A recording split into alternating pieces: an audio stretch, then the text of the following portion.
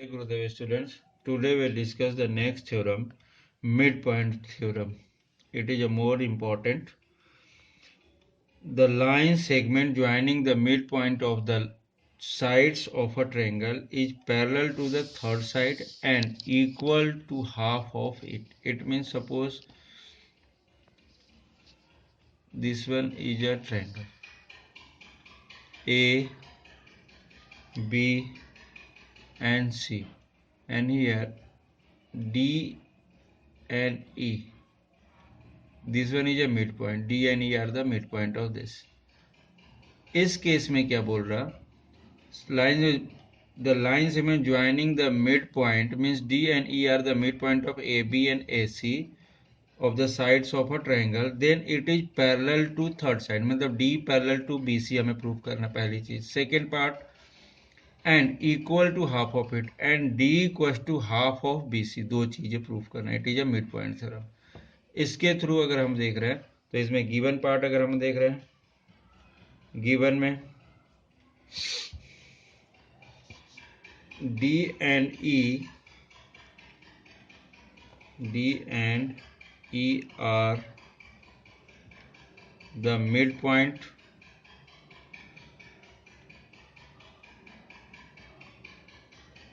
of side AB and AC. ये given है, इतनी सी चीज. देन टू प्रूफ,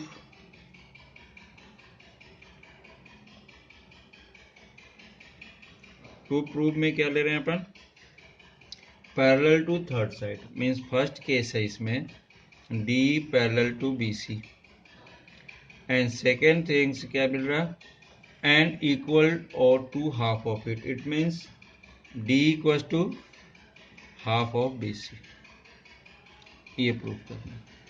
अब इसमें क्या कर रहे हैं अपन, छोटा सा एक पार्ट यूज कर रहे हैं, कंस्ट्रक्शन भी कर रहे हैं. कंस्ट्रक्शन मीन्स क्या दे रहे हैं अपन, D के extend D up to F, this one E up to F. D को क्या किया, F तक बढ़ा दिया and D equals to EF के equal, such that D equals to EF and joint CF. Means क्या कर रहे हैं, extend D up to F and join D up to F such that D equals to EF. ये दोनों equal है, ये हमने कंस्ट्रक्शन में दिया. एंड ज्वाइन FC, F से C को ज्वाइन कर दिया. इतना पार्ट कर दिया. अब प्रूफ में ले रहे हैं. सो इन दिस थ्योरम अगर देख, ये दोनों के इक्वल है, E is the mid point है, मतलब ये और ये साइड भी इक्वल हो गए क्योंकि मिड पॉइंट है ये, और ये एंगल भी इक्वल होंगे. सपोज 1 और 2 ले लिया, तो इस केस में ये दोनों पार्ट अगर देख रहे हैं, दोनों ट्रायंगल कैसे हो जाएंगे, congruent. So in triangle ADE and EFC, इसमें दे रहे हैं दोनों में, triangle ADE and EFC, DE equals to EF by construction and angle 1 equals to angle 2 by इसलिए vertically opposite angle, and AE equals to EC. क्यों, ये given था, given में भी दे सकते थे. ये अगर मिड पॉइंट है तो डायरेक्टली अपन ये लिख सकते हैं, यहाँ पर अगर AB और AC का मिड पॉइंट है तो इसमें भी लिख सकते हैं कि AE equals to EC and AD equals to DB. ये मिड पॉइंट है, ऑलरेडी गिवन है. अगर मिड पॉइंट को ज्वाइन करें तो ऐसा होता है. तो इन this case triangle ADE congruent triangle EFC ये दोनों कॉन्ग्रुएंट होंगे। तो इस केस में ये क्या हो जाएगा, ये दोनों भी AD FC के इक्वल हो जाएगा बाई CP/CT। AD CF के FC के इक्वल हो जाएगा। और एक ये भी हो जाएगा, एंगल A जो होगा एंगल C के इक्वल हो जाएगा। इसमें भी देख रहे हैं ये ऐसा। इस केस में दो चीज़ें हो रही है कि angle A equal to angle C के बाई CP/CT, और दूसरा पार्ट हो रहा कि AD इक्वल टू FC के, ये दो हो गए, ये भी अगेन बाई CP/CT। अब इसके बाद अपन देख रहे हैं कि ये दोनों ही भी इक्वल हो गए। अब एक चीज़ और देखना, थोड़ा सा यहाँ पर देख लेना, ये एंगल देखना, ये ऐसा ऐसा, ये जेड वाला एंगल है, मीन्स दिस एंगल और दिस एंगल इक्वल है कॉन्ग्रुएंसी के थ्रू भी। और ये कौन सा है, अल्टरनेट इंटीरियर एंगल भी है। अल्टरनेट इंटीरियर एंगल भी क्या होते हैं, इक्वल होते हैं। तो अगर अल्टरनेट इंटीरियर एंगल इक्वल हैं, इट मीन्स ये और ये दोनों क्या हो जाएंगे, पैरेलल हो जाएंगे। क्लियर है, ये और ये पैरेलल हो जाएंगे। अगर ऐसा है, ये जो अपन लिख रहे हैं कि ये जो पार्ट आ रहा है कि angle A by CP/CT use कर रहे हैं, means angle A equal to angle C alternate interior angle है। So in this case AD parallel to FC।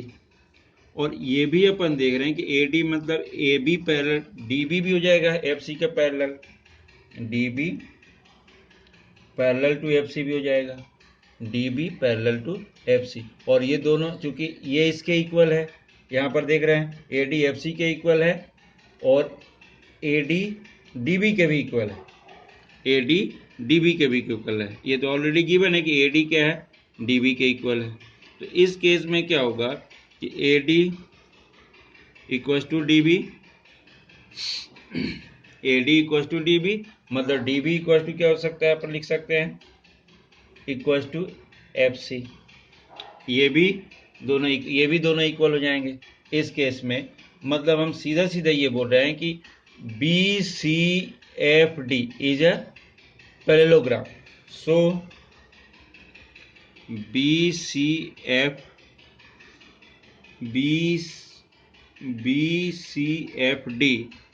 Is a parallelogram, ये हो जाएगा। अगर ये पैरेललोग्राम हो गया तो अब लास्ट लाइन अपन देख रहे हैं कि DE parallel to BC।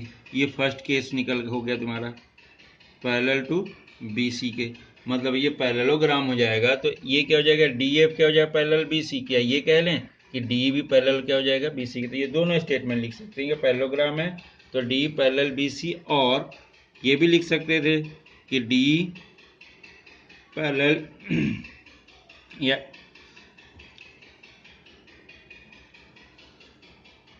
DF parallel BC, DF parallel BC, तो DE भी पैरेलल BC दोनों हो सकता था कि DF पैरेलल BC के। तो इसी से सो हम ये भी लिख सकते थे कि DE पैरेलल BC। अब अपना इसका सेकेंड पार्ट अगर देख रहे हैं इसी में, अब ये पैरेललोग्राम है तो अब हमें क्या करना है कि ये हाफ है, हाफ वाला पार्ट जो यूज कर रहे हैं। अब यहाँ पर देखना, ये इसके इक्वल है, हाफ ये पैरेललोग्राम है तो DF parallel BC and DF equal to BC, DF equal to BC। अब यहाँ पर अपन देख रहे हैं कि ये इसके इक्वल है, मतलब ये हाफ है, सीधा सीधा बात कर रहे हैं अपन। तो DF को क्या लिख सकते हैं अपन, इसी में D plus EF equal to DF equal to BC। DF को क्या लिख सकते हैं, D plus EF, D plus EF equal to BC। मतलब इसको और लिख सकते हैं अपन D प्लस D, क्योंकि D किसके इक्वल है, यहाँ पे हमने देखा था EF के, ये दिखा बाई कंस्ट्रक्शन से। तो ये इसके प्लेस पर DE भी लिख सकते हैं, तो इक्वल टू BC। मतलब क्या होगा, last line 2 times of DE equal to BC और DE equal to half of BC। ये भी हो सकता है ऐसा। मीन्स हमें क्या प्रूव कर, सेकेंड केस में डी हाफ बी सी के, तो ये इतना, ये जो पार्ट है पूरा मिड पॉइंट थ्योरम है, और इसको इस तरीके से अपन को करना है। सब मिड पॉइंट थ्योरम मीन्स क्या हो रहा है इसमें, the line drawn through the midpoint of one side of a triangle parallel to other side bisect the third side। Means ये जो कन्वर्स है इसका ट्रू है।